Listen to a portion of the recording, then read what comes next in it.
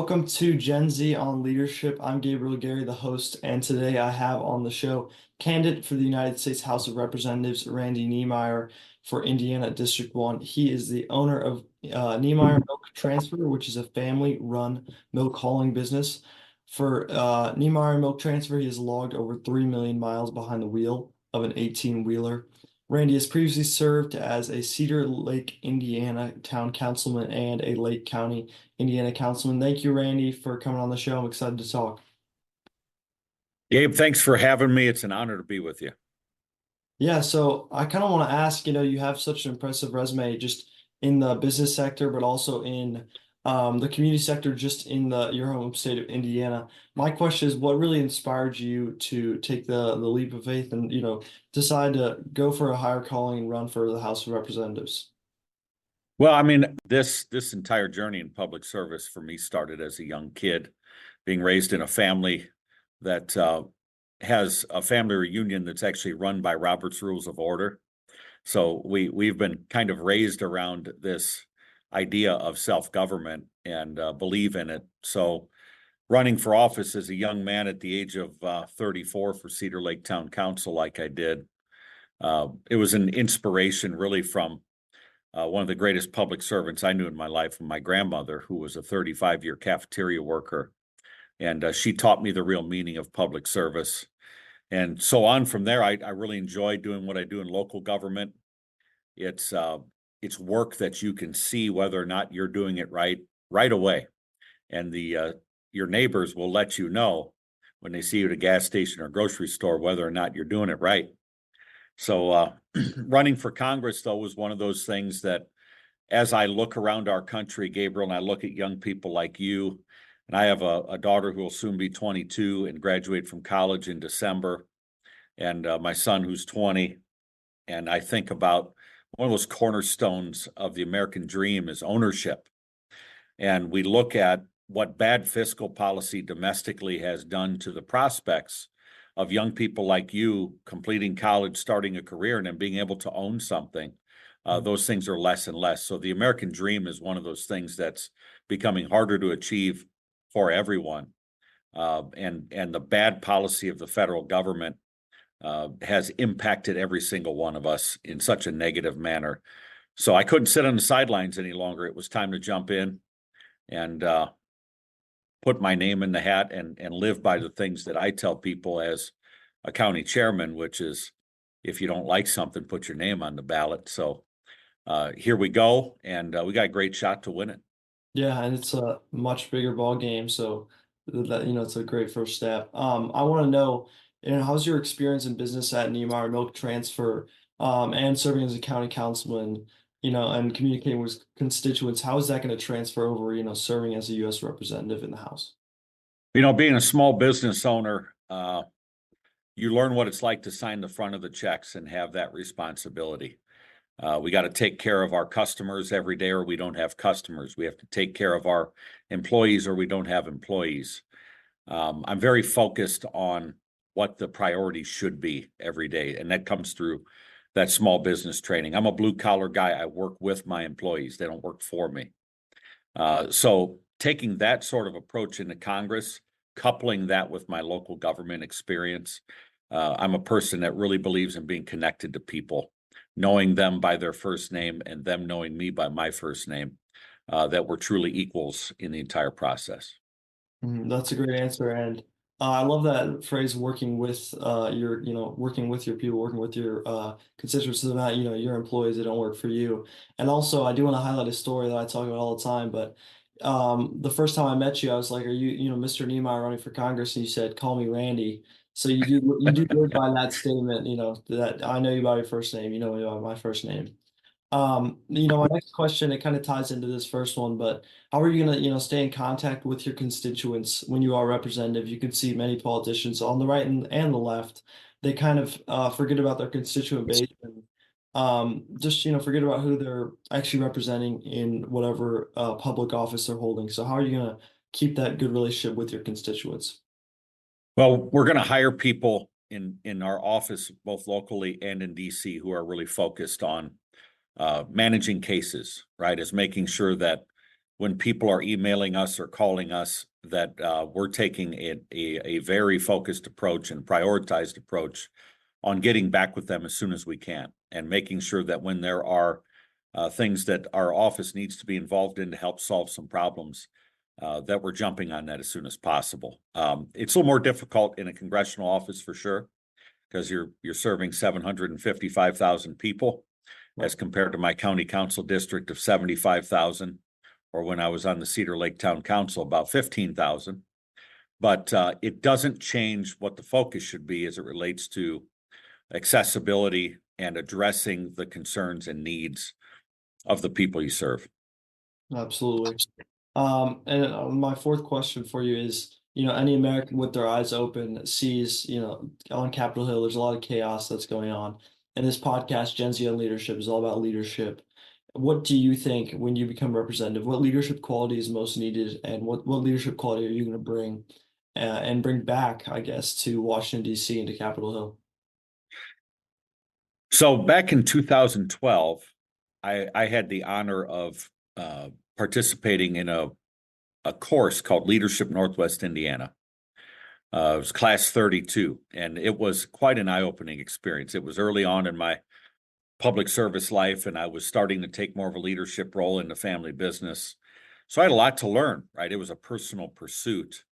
And I think one of the biggest things I learned is one of the simplest things that's a lot of times overlooked. The leader should be at the front of the rope, pulling the rope, and telling the people that he's leading, follow me. I'm going to lead by example. I'm going to lead with a work ethic. Being in trucking all these years, I'm used to 70 and 80-hour weeks. So when there's work to be done, my lights will be on late and they'll be on early, right? It's a work ethic. It's an idea that we're going to lead by example, bring a very steady hand to these things, and be willing to do the dirty work that others might not be willing to. I believe that in Congress, that is our duty. It's our duty to our country. It's our duty to our constituents that we show up every day with the right attitude to work, and that we're going to lead by example. Yeah, it's great advice. We see a lot of Washington, D.C. senators and representatives not leading by example. So I'd say that's a great thing. Next question for you is, how are you going to work with your colleagues in the House and even in the Senate when to get legislation passed, even if they don't align with your political beliefs? Just colleagues bipartisan. Yeah, I mean, it's a difficult situation in Washington, right? We see the dysfunction there. And I think a good portion of that dysfunction is directly related to a certain political class of people in Washington. I'm a career blue collar guy, right? I don't come from that Ivy League pedigree.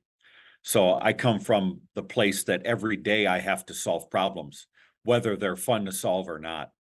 We have to sit down in business, in local government, in the party politics, especially, and we have to have hard conversations and solve problems. So as long as there are colleagues there that are willing to do what is best for our country and best for their districts, they're going to have someone willing to work with them there. But we will not compromise on those constitutional values in making sure that my district over anything is served by me first and foremost. Absolutely. Next question for you is, what is one big leadership lesson that you've learned, either being in business or being a community leader, or, both as well? Just, what's one big takeaway that you've learned being a leader? I think the biggest thing that you learn over time is to not have knee-jerk reactions to things. There's a difference in leadership between a reaction and a response. And a reaction is usually an emotional moment in time, as to where a response is thinking through things, going through a process, being patient, being calm. Those are all things that help you make good decisions rather than spur of the moment. Oh my gosh, we got a fire we got to put out. Let's go put out the fire. And in the meantime, we destroy everything else around it. So it's just important to have a steady hand and be calm and be patient and be willing to let some things kind of settle down over time. And that's, I think, the biggest thing I've learned as I've matured as a leader is how to do that, how to be more responsive rather than reactionary. Definitely. Next question for you, and this might not, apply to you just because you haven't been in politics, your whole life, like some people that are in DC, you're a blue collar guy. So I guess, do you have a role model or hero in politics, whether in the past or present, or just a role model in general? It could be, somebody in another field too. Well, I mentioned my grandmother earlier, right? She's the one who inspired me. And the reason is when she passed away at the age of 71, we had over 1,000 people come through in her wake to see her, to pay their respects. And that was because she used to take money out of her own purse, put it in the cash register at the school before there were widely used free and reduced lunches. And sometimes it was the only hot meal a kid got in a day. And I heard so many of those stories at her wake when I was 16 years old Mhm. that it was really inspirational to me to understand what it is to really make a difference. And so she inspired my involvement in public service. But if I was to say that, there's one person that I looked to, especially as a young person growing up, the first president I remember was President Reagan. And while at that age I didn't know much about public policy, right? I was born in 1976, so but I remember watching him on TV and feeling always hopeful that Reagan always delivered a message that he was hopeful for our nation. There was always a better day ahead, a brighter future. And that's something that I want to espouse in my public service, is that this is a great country and our best days are ahead of us. So if I can take something from President Reagan in his time in office, is I want to truly kind of work in a way and communicate in a way that represents the country being the shining city on the hill. Right. Love that phrase as well. Trying to downhill. Reagan Yep. had so many great quotes. Um, but what's, finally, what would your advice be for young people to be great leaders in everything you do, since you would take that, experience as a trucker and also a business owner and a community leader, but also specifically people interested in public office, young people, what's your advice to them? Don't try to start at the finish line. Okay, it's okay to start just knocking on doors, working with a candidate, or becoming a precinct committeeman. Starting at those levels like that teach you how to communicate with people, how to connect with folks.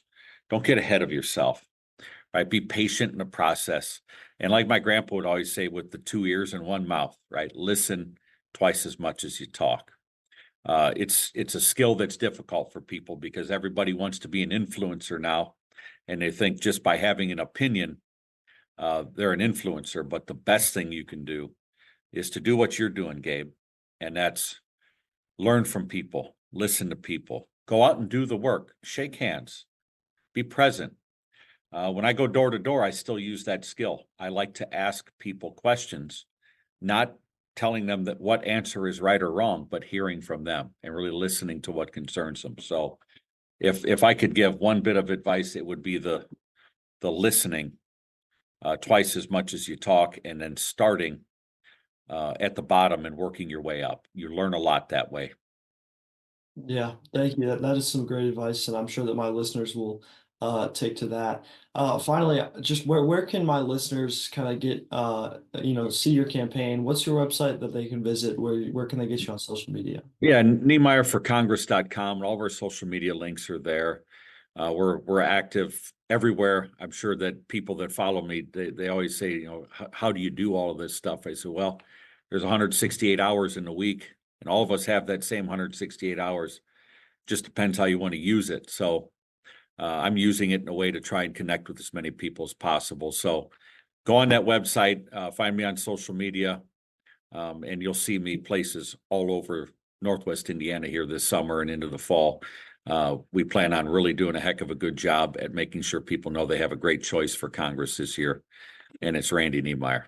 Absolutely. Thank you so much for Randy Niemeyer for coming on the show. That's NiemeyerForCongress.com. Thank you again.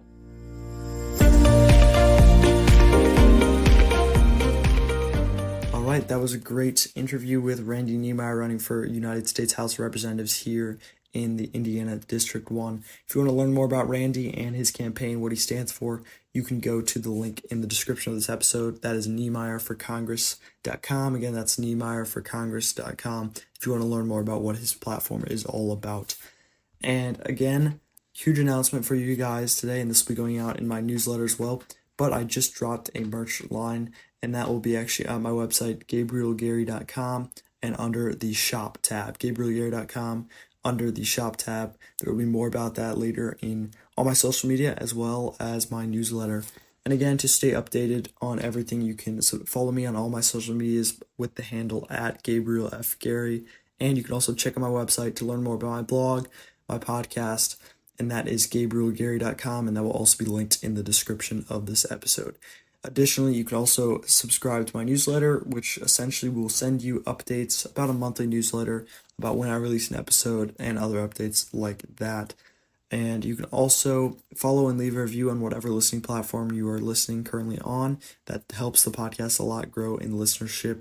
And as always, stay tuned for all new episodes as I try to post at least one a month.